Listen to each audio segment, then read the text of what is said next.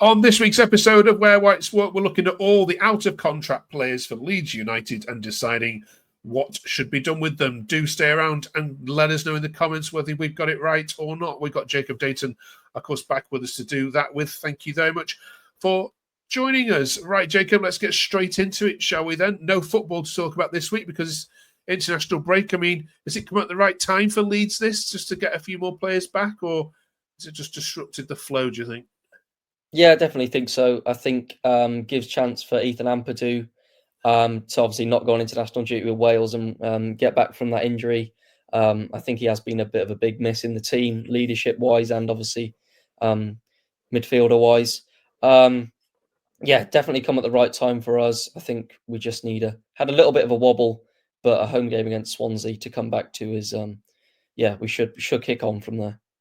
Okay, let's go straight into the players. Now, this is reported from transfermarket.com, of course, and it's may or may not be as up-to-date as we may think. But let's talk about the loan players first of all.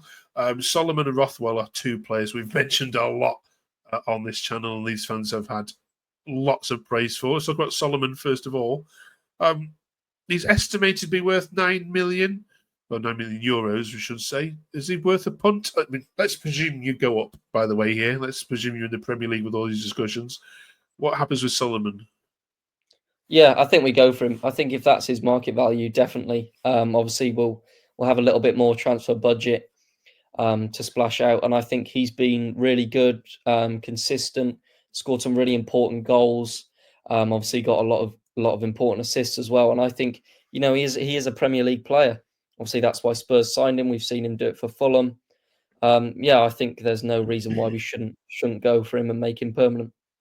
Okay. And what about Rothwell? Obviously, he's done the business in the Championship for 2 years running now with Southampton and, of course, yourself. And he's got two teams pushed up to the Premier League, but then doesn't have a crack at himself. What's your thoughts on this one? Yeah, I think Rothwell's been excellent. I think he's been so good for us, refreshing. Very different to what Glenn Kamara gave us in the fact that Rothwell's a lot more forward thinking. And you look at his market value, 2 million. I think it's a no-brainer. Even if he's a backup, he's been really good when he comes on. Obviously, provides assists from set pieces. I think just go for it. He's deserved it, and he's shown why. So that's another no-brainer for me there. Okay.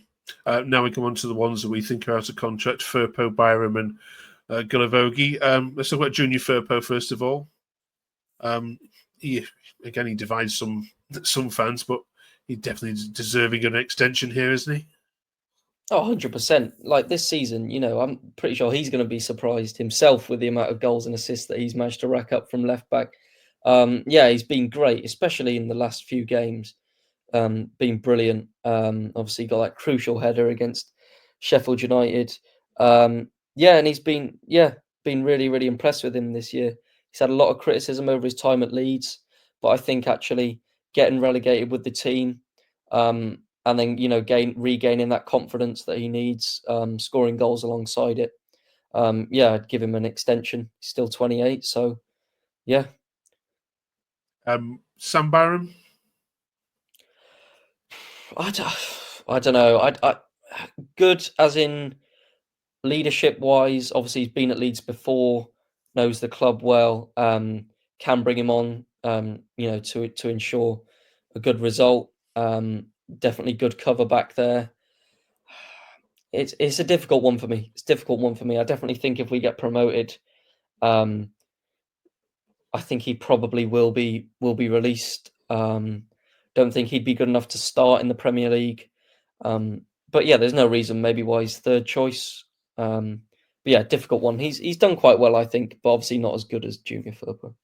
Okay, and finally, Guilavogui. Yeah, I quite like Guilavogui for his, his motivation from the bench. On social media, he's quite active. But on the pitch, he hasn't really delivered for me.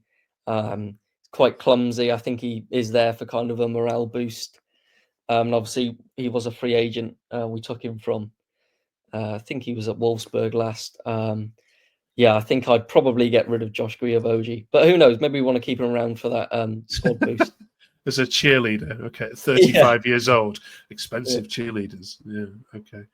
Right. What have we got wrong? Let us know in the comments below, as you always do. Would you keep Byram? That seems to be one which I've been on social media. People have got question marks over as well. Right. Thanks, Jacob. We're looking ahead to Swansea next week. Score prediction for that one should be a. And then they gave you a good game, didn't they, in the reverse fixture? If I remember. Right. There's a Sunday one. Yeah, You did beat them. 4-3. Oh, yeah, Yeah. 4-3. Yeah, be difficult. Obviously, lost to Burnley on the weekend. Look comfortable for them there. Just think at Elland Road it'll be too much for them. I think the crowd's going to be up for it. So I think Leeds 3, Swansea 0. Okay. I shall put that in my accumulator. Right. Thank you very much for joining us this week. Do subscribe to the channel if you haven't yet already done so. I know you probably subscribed to like 5 other Leeds channels, but this is a nice short one, 20 minutes, which you can watch on your way to work. Join us next week as we review the Swansea game and count down Leeds' hopeful return to the Premier League. Thanks, Jacob, and thank you very much for watching.